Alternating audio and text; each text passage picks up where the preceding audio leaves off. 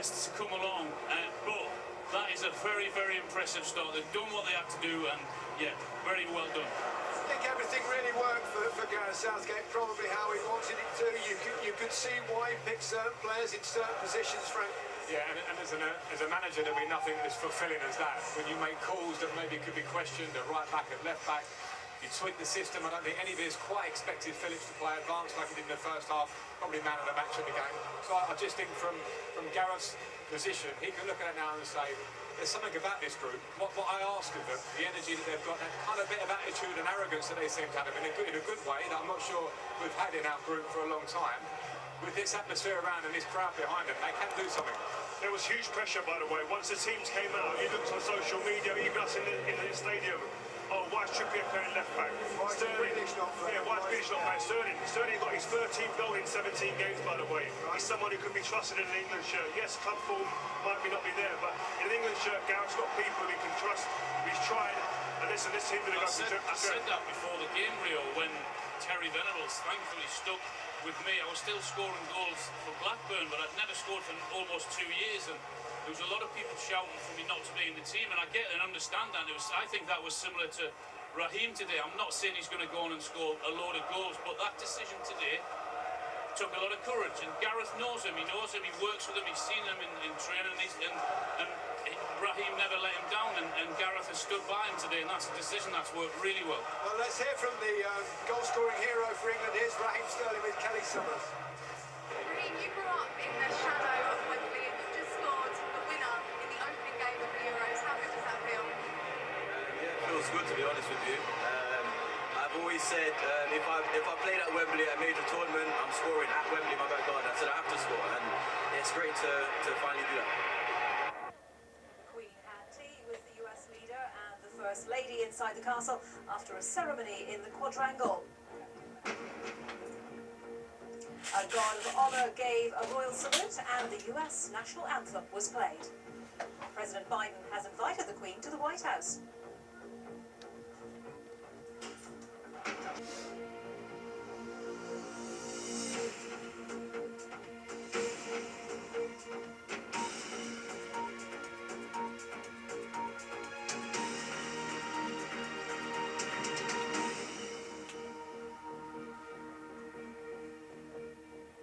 Well, good evening and welcome to BBC News from here in Cornwall, where G7 leaders have now ended their three-day summit with a final communique this afternoon, and that included the promise of 1 billion COVID vaccine doses for the poorer nations of the world and much more action on climate change as well. But the gathering was also an opportunity for smaller meetings with divisions between the United Kingdom and the European Union on post-Brexit arrangements in Northern Ireland. From Sir Dives, here's our political editor, Laura Koonsberg. Biden have also met today in Windsor, so let's go straight to my colleague, Anita McVeigh, who is there for us this evening. Anita, over to you. Ben, thank you very much. Yes, welcome back to Windsor Castle, where President Biden travelled earlier today from the G7 summit in Cornwall to the castle to be welcomed by Her Majesty the Queen for tea. It's nearly 70 years since the Queen first met a serving US president.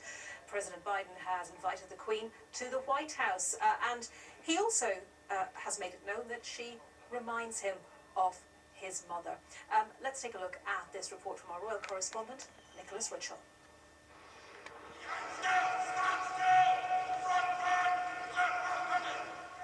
In the quadrangle, the Grenadier Guards were being bawled at by their Sergeant Major.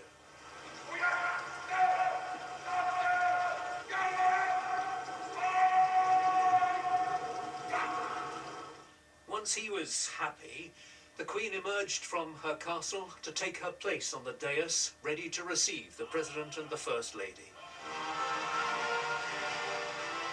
When it comes to US presidents, no one has met more of them than the Queen. President Biden is the 13th she's greeted. The Guard of Honour was inspected, and then the President and First Lady went inside for tea with the Queen. A moment of hospitality between two heads of state. Simple enough in itself, but with a particular significance, underlining the bonds between two nations and their long alliance. Nicholas Witchell, BBC News. we can speak now to Lewis Lukens, who was Deputy Chief of Mission at the US Embassy in London from 2016 to 2019 during the Trump presidency. Lewis, great to have you with us on BBC News. You wrote in... It shows 8 deaths reported in the last 24 hours and 7,490 new infections. It means the average number of new cases per day in the last week was 7,145. On vaccinations, just over 254,000 people received a first dose in the latest 24-hour period. And that means that over 41.5 million people, or nearly 79% of UK adults, have now had their first jab. Just over 320,000 had a second jab, meaning that nearly 30 million, or 56% of adults, are fully vaccinated. Well, as the debate continues about how restrictions can be safely eased at a time when new cases are rising, our health correspondent Jim Reid has been looking at the data in a little bit more detail. Drinks and socialising outside this afternoon. Tomorrow, ministers must decide whether to lift all remaining lockdown rules in England from June 21st, perhaps scrapping that limit of 6 people inside. The growth of the Delta variant, first found in India, has made that call more difficult. Scientists think it may spread 60% faster than the older Kent or Alpha version. Speaking on the Andrew Marr programme, a government advisor said relaxing rules further could fan the flames of the pandemic. Well, the way I look at it is if we're driving down a road and you're coming up to a bend and you're not quite sure what's around that bend, but you think there might be something bad, you don't put your foot on the accelerator. If anything, you slow down, not speed up. And I think it's analogous to that. I think we've got to be really cautious. COVID infections are still well below the levels seen in January, but they have been rising since some indoor mixing was allowed. This graph plots cases so you can more easily see the rate of growth. What scientists want to see is for that straight line to start curving round as transmission starts to slow down. If that doesn't happen, then at the current rate of growth, we could see 15,000 cases a day by the start of next week. The hope is that vaccines can prevent those cases turning into hospital admissions, but just 57% of adults have had a second dose of the jab. Ministers say working out how protected that leaves both the public and the NHS will be crucial ahead of that key decision tomorrow. Jim Reid, BBC News. And just to say, a little later on this evening at 8:40, we're going to be answering your questions on the easing of coronavirus restrictions in England, or the lack of easing, whatever the Prime Minister decides. That's the government making that key. We've been seeing in the last hour or so that Israel's parliament has voted by 60 to 59, so very narrowly, in favour of a new government there. And that ends Benjamin Netanyahu's 12-year consecutive tenure as Prime Minister of Israel, the longest ruling Prime Minister in that country's history. The ultra-nationalist Naftali Bennett will head the new cabinet, comprising parties from left to right, for a little over 2 years, before his centrist ally, Yair Lapid, then takes over. So that is the very latest from Israel. Now, as I've been saying, it's fabulous, fabulous weather here in Cornwall. Let's get a forecast for the whole of the country from Darren Bett. Hello there, it's been a very warm day today. For many parts of the country, though, tomorrow it will be cooler and fresher. Now, we've got a band of cloud bringing some rain down across Scotland into Northern Ireland for a while. That'll sink its way towards Northern England and North Wales. Clearer, cooler air coming into Scotland and Northern Ireland. But for England and Wales, a really warm night, especially for East Anglia, Lincolnshire and the East Midlands, where we'll start quite sunny. The rain and drizzle in Northern England and North Wales soon peters out. And it's a band of cloud that's moving slowly down towards the southeast. Sunshine ahead of it, sunshine behind it, but more cloud filtering into Scotland and Northern Ireland. Blustery showers in the northwest, and it'll be a cooler day for much of the country, except towards the southeast and East Anglia, where it's still very warm or hot. We could get close to 30 degrees. It'll be cooler here, though, I think, on Tuesday. Sunshine breaking out across England and Wales. The breeze picking up in Scotland and Northern Ireland. Some rain in the northwest. Away from the southeast of England, though, for many, temperatures will be a little higher. The BBC World Service has always been something. President Joe Biden has just departed after meeting the Queen at Windsor Castle. Her Majesty greeted the US leader and the First Lady before having tea together. President Biden has invited the Queen to the White House. Benjamin Netanyahu loses his 12-year hold on power in Israel after the country's parliament voted in a new coalition government.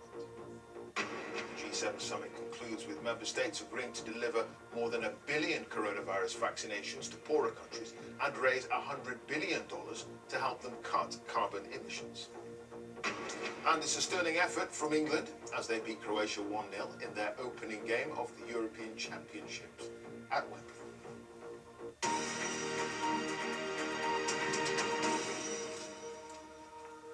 Now on BBC News, Ros Atkins on the pros and cons of vaccinating children against COVID-19.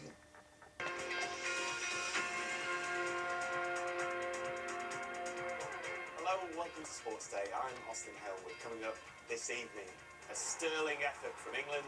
Raheem fires the Three Lions to an opening win over Croatia at the Euros. Delight for Djokovic. Novak fights back against Stefanos Tsitsipas to win the French Open.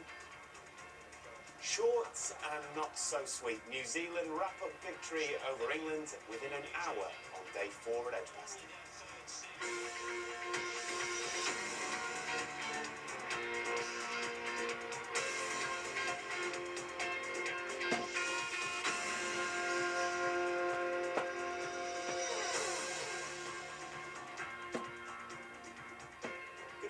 There's only one place to start tonight, and that's at Wembley, because England have made a winning start to the European Championship campaign. Gareth Southgate's side beat Croatia 1-0 thanks to a goal from Raheem Sterling.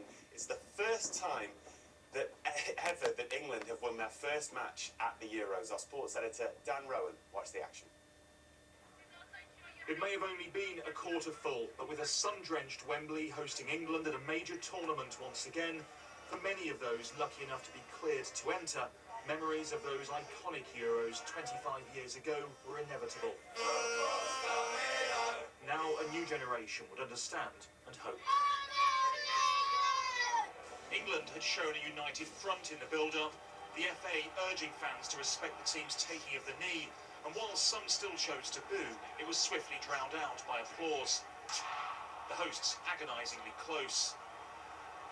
Another playing at his first major tournament, Calvin Phillips, also impressing in England's encouraging start. But the Leeds midfielder really made his mark in the second half, threading a pass through to Raheem Sterling, who justified his selection with his first goal at a major tournament. That will do nicely! Those watching on around the country erupting for the first time. Croatia were being made to look a shadow of the side that broke English hearts in the World Cup semi-final 3 years ago. Harry Kane inches from doubling the lead. And he couldn't keep the shot down. Watching on, England's record goal scorer Wayne Rooney, no doubt impressed by a dominant performance. And he was about to witness a moment of history. 17-year-old substitute Jude Bellingham becoming the youngest player ever to appear at a European Championship. Well, they settled early in the game. There were moments where the tempo dropped just because of the heat. The majority of the game we were in control, didn't give them many opportunities, and we looked dangerous. I'm here with England, I'm enjoying my football, and that's the most important thing, and I'm just happy to score. I've always said if I played at Wembley at a major tournament, I'm scoring at Wembley, my back garden. I said I have to score, and it's great to finally do that. Yeah, it really was the perfect start for England today. Well, next up for them is the big game of the group against Scotland on Friday. We'll start.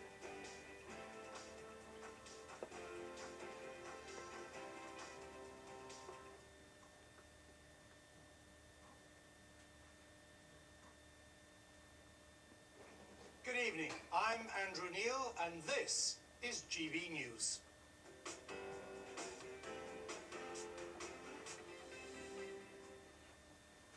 It's 8 p.m. on Sunday, June the 13th, 2021. Welcome to the launch of GB News, Britain's news channel dedicated to covering the news that matters to you and to giving a voice to those who felt sidelined or even silenced in our great national debates.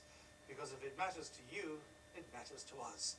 GB News will not slavishly follow the existing news agenda.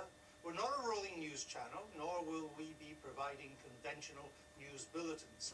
But on all of our programs and platforms, you'll always know what's going on and what the country is talking about. We will broadcast news programs throughout the day that are appointments to view, built around passionate presenters with character, flair, attitude, opinion, and yes, a sense of humour. They will concentrate on the stories that matter to you and that others are neglecting. And even when we're covering the same stories as others, we'll come at them in a very different way. We put together a lineup of youth and experience, of familiar faces and fresh ones. They come from all backgrounds and all parts of our country too. Our team of national and regional reporters covering the whole of the UK is the backbone of GB News, embedded in communities they know because that's where they hail from, delivering the huge range of stories and voices that reflect the views and values of our United Kingdom. What unites us is the firm belief that now is the time to do news differently. We are committed to covering the people's agenda, not the media's agenda. We will not lecture you or talk down, and nobody will be allowed to hector. Indeed, hector has been banished from the studio. GB News will not be yet another echo chamber for the metropolitan mindset that already dominates so much of our media. It is our explicit aim to empower those who feel their stories, their opinions, their concerns have been ignored or diminished. We are proud to be British. The clue is in the name. And while we will never hold back from covering our country's many flaws and problems, we will not come at every story with the conviction that Britain is always at fault, usually to blame when things go wrong, generally useless. We won't forget what the B stands for in our title. We will cover the good news as well as the bad, because even in grim times there is much that is great and uplifting to report and celebrate about our country. We will encourage debate and conversation to include voices you don't often hear on other news broadcasts.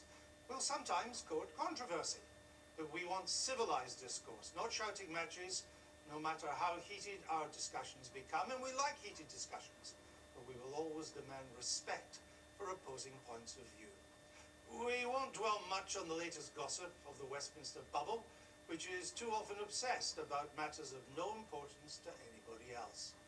We will puncture the pomposity of our elites in politics, business, media and academia, and expose their growing promotion of cancel culture for the threat to free speech and democracy that it is. We'll be more concerned with what will raise prosperity and create jobs in our left-behind towns than what some overprivileged and ahistoric students decide to hang on their walls in Oxford. Social mobility and a fair chance in life for all will matter more to us than the wasteland to nowhere that is identity politics. And if you want fake news, lies, disinformation, distortion of the facts, conspiracy theories, then GB News is not for you. Because in everything we do, we will be guided by the highest journalistic standards, written into the contracts of everybody who works here at GB News. Robust, even disputatious debate, of course. A much wider variety of voices than you currently hear in broadcasting, certainly. But never the promotion of matters we know to be untrue, or the pushing of facts that are convenient to a viewpoint that may be convenient, but not properly checked. And when we do make mistakes, as we will correct them quickly and without quibble. Along the way, we hope to have fun. We hope you will too. GB News will aim to inform, inspire, and entertain. We start the journey tonight. We hope you'll join us, because if it matters to you, it matters to us. I'm Andrew Neil, and this is GB News.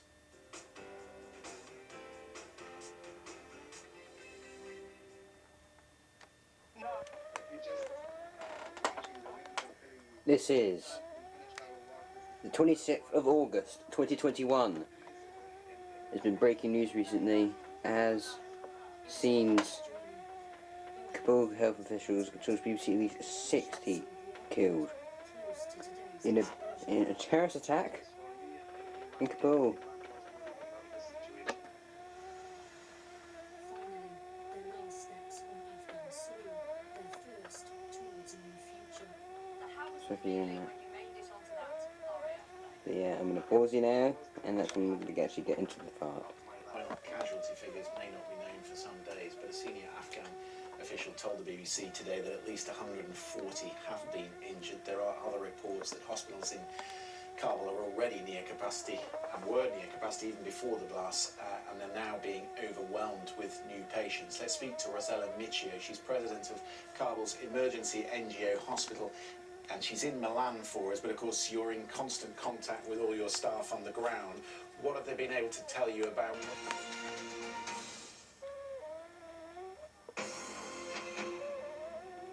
I'm Laura Trevelyan in Washington, and this is BBC.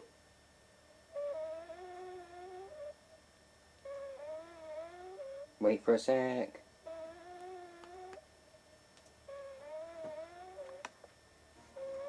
The explosion was really powerful. Half were hurled into the water, others on the ground outside. We carry the wounded here on stretchers, and here, my clothes are completely bloodied. The second blast was at a hotel next to the airport. America says it will hunt down those responsible. We are working very hard right now to determine attribution, to determine who is associated with this cowardly attack, and we're prepared to take action against them. The Ministry of Defence says there were no British casualties. The Islamic State group has claimed it carried out the attacks, also tonight. Northern Ireland's health minister apologises for the worst NHS waiting lists anywhere in the UK. Changes to COVID travel restrictions put Canada and Denmark on the green list, but Thailand and Montenegro go red. And gold in the pool for Great Britain on another day of success at the Paralympics in Tokyo. In the southwest, caught in the chaos in Kabul, a former Plymouth Royal Marine faces gunfire as he tries to leave Afghanistan.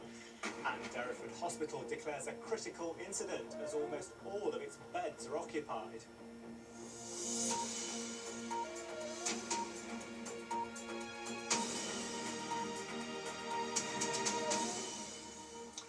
Good evening. It was a scene of carnage in Afghanistan after twin explosions near Kabul airport killed at least 60 people, according to a health official, and injured dozens more. The first blast is thought to have been the work of a suicide bomber, passing among the crowds gathered for more than a week at one of the airport's main gates to try to get flights out of the country. The second was at a nearby hotel. Along with Afghan civilians, 12 US military personnel have died. The Ministry of Defence says there were no British casualties. The initial explosion took place just before dusk outside the Abbey Gate, leaving bodies strewn all over a sewage ditch. It's unclear how many were injured in the next blast at the Baron Hotel, further along the airport perimeter. There had been warnings in recent days that an offshoot of the Islamic State group in the region was planning an attack, and tonight IS has claimed it was behind the bombings. The Pentagon says evacuation flights will continue despite the threat of more attacks. With the very latest from Kabul, here's our chief international correspondent, Lise Doucette, and a warning her report contains some distressing images from the very beginning. The feared attack, a bombing forewarned. Casualties rushed yet again into Kabul's emergency hospital after twin bombing.